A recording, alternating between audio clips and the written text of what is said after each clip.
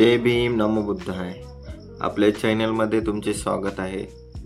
आणि आज आपण परमपूज्य भारतरत्न बोधिसत्व विश्वरत्न डॉक्टर बाबासाहेब आंबेडकर यांच्या जीवनाची आत्मकथा आपण आपल्या व्हिडिओमार्फत पाहत आहोत. तर आपल्या चॅनलला सर्वांनी सबस्क्राईब करा आणि आपले पुढचे व्हिडिओ पाहत राहा. तर आजचा 11वा भाग, आपली परिस्थिती. यामध्ये डॉक्टर बाबासाहेब आंबेडकर यांची परिस्थिती, त्यांच्यावर झालेले अत्याचार याविषयीची माहिती आहे. तर आपण चला बघूया आजचा 11वा भाग. पेशवाईच्या काळात कोणी कसे कपडे घालावयात याबद्दल कायदे होते. माझी आई सांगत असे, महार लोकांनी कपडा विकत घ्यावयाचा असेल तर तो लांबूनच पाहावयाचा, त्याचे दाम काय ते विचारावयाचे. दुकानदार दुकानातून कपडा हलवीत असे.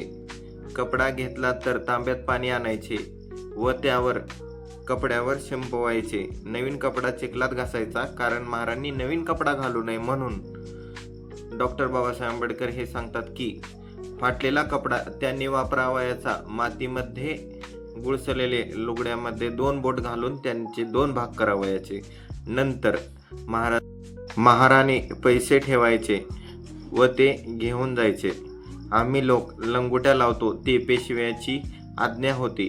ब्राह्मणांनी दोन्ही बाजूंनी निऱ्या घालायच्या आणि ब्राह्मणाने तरी फक्त मागच्या बाजूने निऱ्या घालायच्या.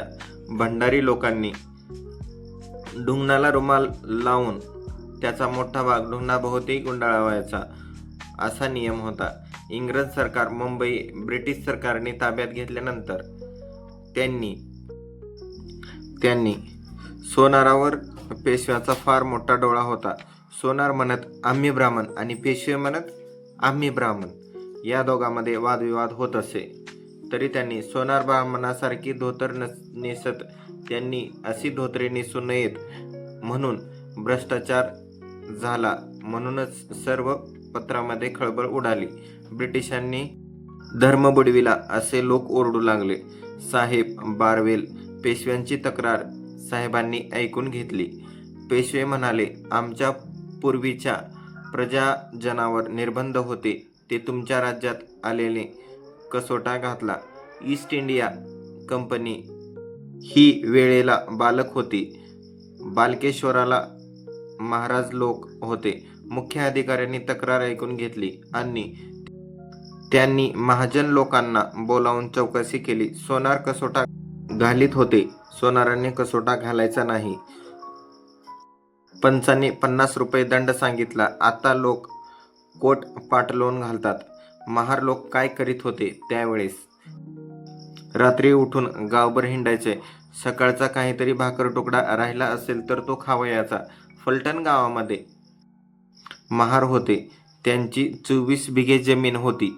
तिथे एक देऊळ होते, त्यात अन्नछत्र होत असे. महार लोक देवळाच्या दरवाजाजवळ बसायचे आणि उष्टे अन्न घेऊन जायचे. एवढे मिळाल्यानंतर महारांनी जमीन मिळवायची काय गरज होती? काही दिवसांनी जेवण देण्याचे बंद केल्यानंतर तो महार म्हणाले, आमची एवढी जमीन होती ती मराठ्यांनी घेतली. देवळातील उष्टे मिळायचे अशी त्यांची अवस्था होती.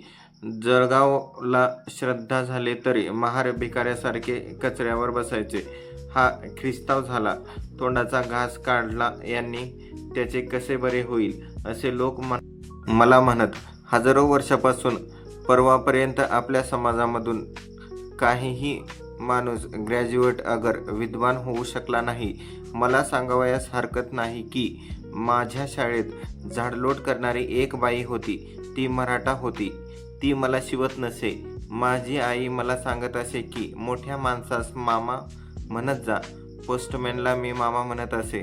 लहानपणी शाळेत असताना मला तहान लागली होती. मी मास्तरांना सांगितले की मास्तरांनी माझ्या संरक्षणाकरिता चपराशाला दुसरीकडून बोलाविले व याला नळावर ने असे सांगितले. आम्ही नळावर गेलो. चपराशाने मग नळ सुरू केला व मी पाणी प्यालो. मला 6 दिवस पाणी पेवायस मिळत नसे. ज्याला ज्याला त्याला आपले मूळ स्थानाबद्दल अभिमान जरी नसला तरी प्रेम हे असतोच. माझे वडील पेन्शन झाल्यानंतर कायमचे वास्तव करावे या हेतूने दापोलीस येऊन राहिले. माझा पहिला श्री गणेशाचा धडा मी दापोलीच्या शाळेत शिकलो, परंतु परिस्थितीमुळे मी 5-6 वर्षाचा असताना गटाचा पायथा सोडून माथ्यावर आलो. तिथेच माझे आजपर्यंतचे जीवन गेले. आज मी 25 वर्षांनी घाटाच्या खाली उतरत आहे. जो प्रदेश सृष्टीने आपल्या सौंदर्याने शृंगारलेला आहे, त्या प्रदेशात पाऊल टाकायचे काहीतरी आनंद वाटणार आहे. ज्याला तो प्रदेश आणि मायभूमी म्हणून जिव्हाळ्याचा आहे असे वाटते, त्यांना आनंद दुग्नीभूत झाला तर त्यात काही नवल नाही. एकदा स्थिती अशी होती की हा प्रदेश अस्पृश्य जातीच्या दृष्टीने पाहता फार पुढे गेला होता असे म्हणण्यास काही हरकत नाही. एकेकाळी अस्पृश्यता जातीतील अधिकारी मंडळींनी हा प्रदेश अगदी बजावून गेला होता. त्याचप्रमाणे पांढरपेशे लोक खेरीज करून बाकीच्या वर्गात तुलनेने पाहत अस्पृश्य वर्गात शिक्षणात पुढारलेले होते. ही उन्नती ज्या कारणामुळे झाली त्या लष्करी पेशा हे एक महत्त्वाचे कारण होते. ब्रिटिश सरकारच्या अंमल चालू होण्यापूर्वी अस्पृश्य लोकांचं नशीब काढण्यास किती वाव होता याबद्दल आज काही नक्की सांगता येत नाही. पण ज्या काळी अस्पृश्यतेच्या भावना इतक्या तीव्र होत्या की अस्पृश्यांना चालताना स्पर्शावर सावली पडेल म्हणून वळसा येऊन जावे लागत असे. थुंकीने रस्ता विटाळेल म्हणून सगळ्याच्या गळ्यात गाडगे अडकावून हिंडावे लागत असे व ओळख पटावी म्हणून हातात काळा दोरा बांधावा लागत असे. त्या काळी वाव असला तरी अगदी थोडाच असला पाहिजे. इंग्रज लोकांनी जेव्हा या देशात आपले पाऊल ठेवले तेव्हा कोठे या प्रतातील अस्पृश्य लोकांस डोके वर काढण्याची संधी मिळाली.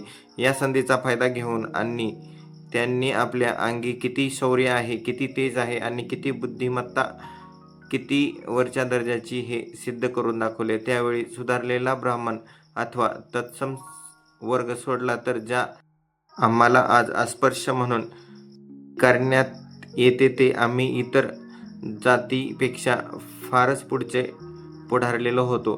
कोकणाच्या या दापोली भागात आम्ही अधिकार व सत्ता याचा उपयोग घेत होतो. भाग 11 मधील काही थोडासा भाग आणि बाकी आहे तरी पुढच्या व्हिडिओमध्ये आपण पाहूया. जय भीम, नमो बुद्धाय. चॅनलला जर नवीन असाल तर प्लीज सबस्क्राईब करा आणि आपला व्हिडिओ पाहत चला.